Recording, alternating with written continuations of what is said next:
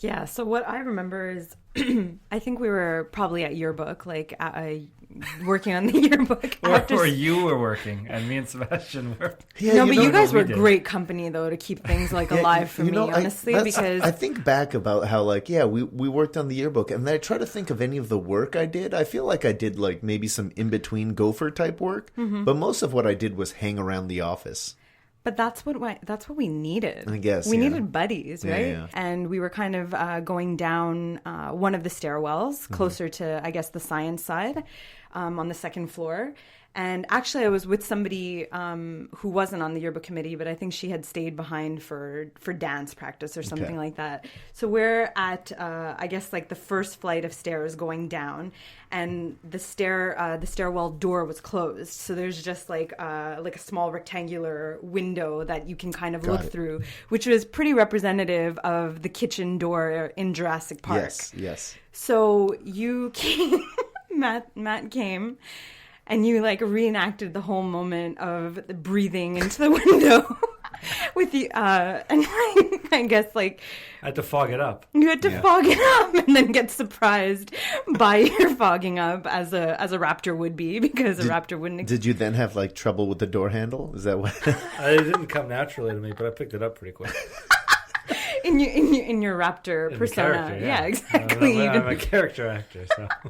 But you had a claw, right? You had like the. Did you have a claw? I don't remember. I know at one point I stepped up my game and I had a raptor mask. Okay. Really? But I didn't start off that way. No. Well, I mean, you were able to do like the raptor call, and you had this sort of like you were able to do like the run. You would run down the hall with like your arms all curled talons. up. Yeah, I had my talons up. Your talons. But yeah, I would run through the whole scene, right? I would fog up the window, open the door, then I would cough a couple of times. Yeah. Like, I can't do it anymore because it really ripped up my vocal cords back then. I would do it, and then that's it. I can't speak for the next day. But it was a very, like, guttural cough, and then, like, something like that. And then I would scream. I would, like, look around, and I would spot you. Recoil my body, scream, and then just lunge. And I remember thinking, even in my human mind, that I could, that this is a great way to run. I don't know why, like, more, Olympic runners don't run this way, because you get so much more distance covered lunging like a raptor. Because you're taking big steps. Huge steps, and I'm running it. You'd be scared. I think you would be paralyzed with fear. For sure. It was between laughter, because it's like pretty incredible that you can even bring this character to life, considering that it's not a human. And you it's did been it dead so for 65 well. million And years. you had It's impressive. And you had like nailed everything about that scene and what the raptor would do. So it was like part laughter. But yeah, I'm somebody who's really scared, so I would run. I'm like, oh my God. If only there was a second you to like snap at you a little bit. That it was a dream of mine. I thank you for your compliment, though. Like, I don't need mosquitoes and amber or frog DNA. I bring this character to life. You did all on my own. Mosquitoes and amber. My brother actually was and probably still is obsessed with dinosaurs. If he would have seen your in action of, there's video footage somewhere. Oh man, sure. You got to bring this to me. That was good. It was really but when good. I got the mask, it was over. Man, I don't remember seeing the mask. Like it'd gone too far when you got the mask? No, it's just or like... was it over like you started really nailing like, it? There's no way I can do it any better. Like, I got the mask now, I got the run, I got the scream down, fogging up mirrors and windows. I got to retire. Now, okay, I guess let's get into the rating of the burger. I didn't talk too much about mine, but I guess I'll start it off. Usually I end it, but I'll start it off. Yeah. So yeah, like Meera said, there was the veggie patty. There was some ketchup, mayo, pickles. There was some sort of carrot that it seemed like it had some sort of vinaigrette or something with it. Like there was some extra taste on the carrots with the carrots. And some lettuce in a little pita pouch, extra thick pita pouch. And I was pretty impressed with this. Oh, and the sprouts. Once I got past that first bite of basically sprouts and a little pita pouch, and got past that, I was upset that the sprouts weren't spread around. I was pretty happy with this burger. The pickles really kind of made it more classic burger than I expected it to be. The texture of the patty I was impressed with because it did kind of emulate a beef burger. Wasn't a beef burger, but did taste better than some of the beef burgers I've eaten. Wasn't too thin, wasn't too thick. It tasted pretty good. I'm gonna give this not a crazy good rating, but a pretty decent rating. I'm gonna give this a 6. Okay. Yeah, it's not bad. Will I eat it again? Yes, because it's not too far from my work. It wasn't too expensive. You can get a half burger portion, so it's just a little snack. And you're going to feel a little better about yourself after eating this burger.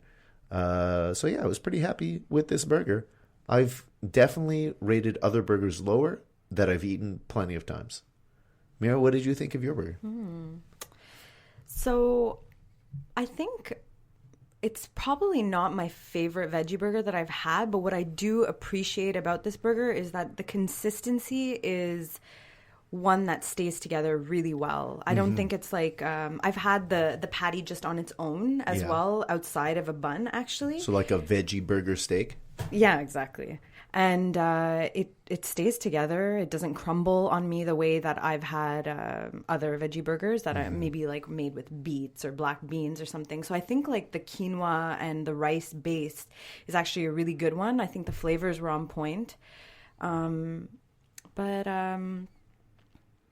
Yeah, I don't know. Like, I guess it's not my most favorite veggie burger that I've had in the city, but I really like the consistency and the way that it's really made me feel satiated and full. So maybe I should go through the rating scale again. So 10 is $100 burger. Doesn't need to cost $100. It just needs to taste like you'd be willing to pay $100 for it. 7 is a good burger. 5 is fine. It's just fine. 3 is not good. And 1 is a poison burger. Your stomach feels bad. You may be vomiting. You may only find out the next day that's a poison burger, really, because you're dead. But, yeah, and everything in between you can kind of just figure out. If ever I die after a podcast has been released, I hope you'll go back and edit my score to say 0. Yes. I won't change your voice, but I'll add a little addendum. Yeah. Thank you. Because I don't want that going on record being like, yeah, this is the 6th burger and then I'm dead the next day. I never get... that's going to be what makes me a ghost. I'm going to have unfinished business. I'll go back into the file. I'll edit it so it'll say like Matthew Go saying like, I'll give this burger a 6. And then me come in. Just as a note, Matthew wants to retroactively change his score to a 1. Poison burger. And then you'll hear, thank you, Sarah. My soul can rest. So how would you rate your burger, Meera? So I think I would rate it probably alongside what you did. I would give it a 6. So it's a little bit better than an okay burger. So Matthew, before we get to your score, Meera, what are some of the better veggie burgers that you've had that you can think of? I feel like I've heard you talk about Harvey's veggie burger before. Yeah.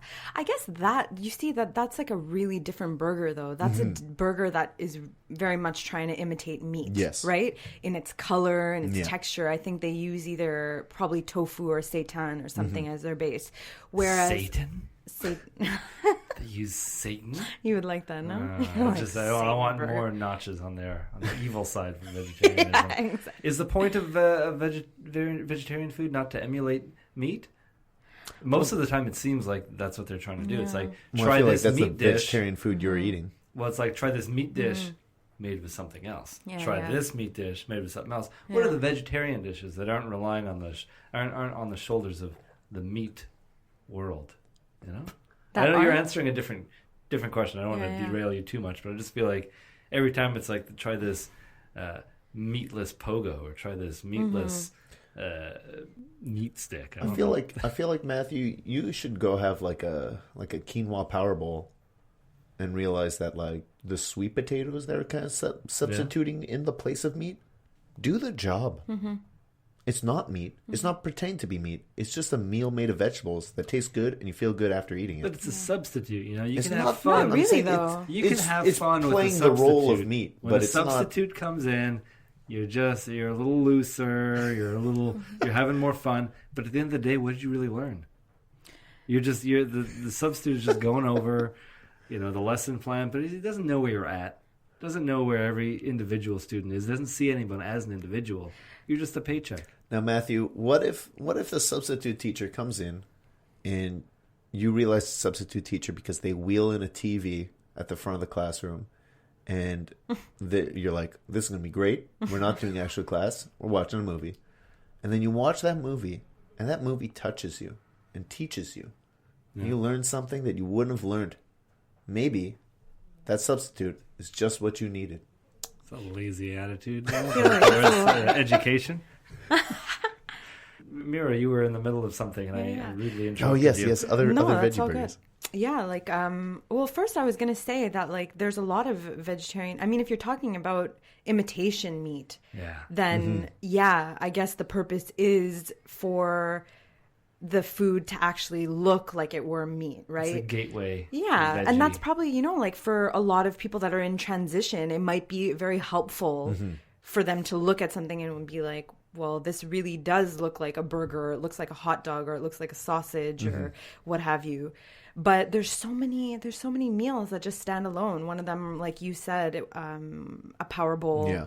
But that's, my whole foundation of cuisine is Indian cuisine. And that alone, majority of the population of India is eating vegetarian diet that's filled with lentils, curries, and rice.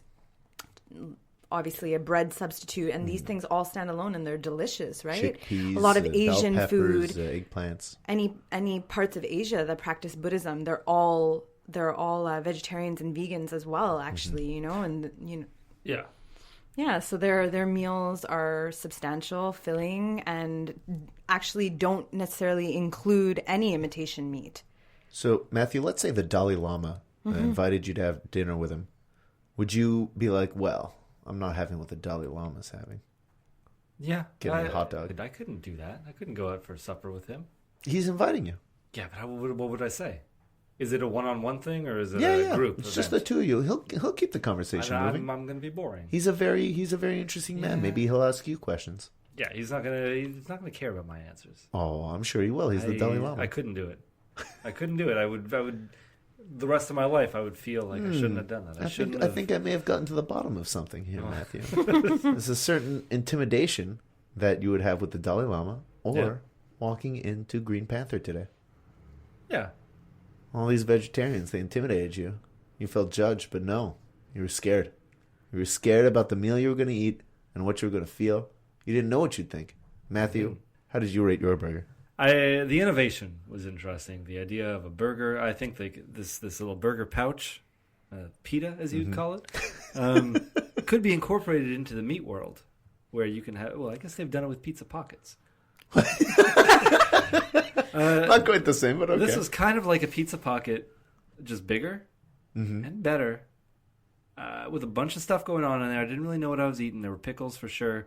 I wasn't crazy about the pickles, but they did taste good in this world that I. Do you not like pickles on your burger? I don't. I always take them out. Oh, it's true. You take them out. You like a pickle on its own. Yeah. There are a lot of things in here. You know what I did appreciate? No tomatoes hidden in there. Yeah. That would have really ruined things. That would have dropped the score down like 5 points. It would have. And I wasn't sure if the meat was going to be a big portobello or something. If it was going to be just full of chocolate also don't mushrooms. Like mushrooms. Matthew, maybe do you like mushrooms? I hate mushrooms. Matthew may be too picky of an eater to ever really be a vegetarian. Unless I did go. If I went to, Asia or something, I would become a vegetarian because I've seen the kind of meats that they eat down there, and they're eating. They cobras and Not exclusively. Exactly. Like squid and skycorpions and cobras. Live fish. Yeah. Fish with quails in their mouths. What? I don't think so. I don't know. The sky's the limit. It just seems like you could eat anything down there. Like they're eating things live. And sure. It's okay for people who've been doing it all their lives. I can't do that. I'd become a vegetarian because rice is rice. Rice was not good enough before. But I guess if it's like a live squid or some rice, Matthew's sticking with the rice. Yeah. So this burger, you guys described it pretty well. How I felt about it was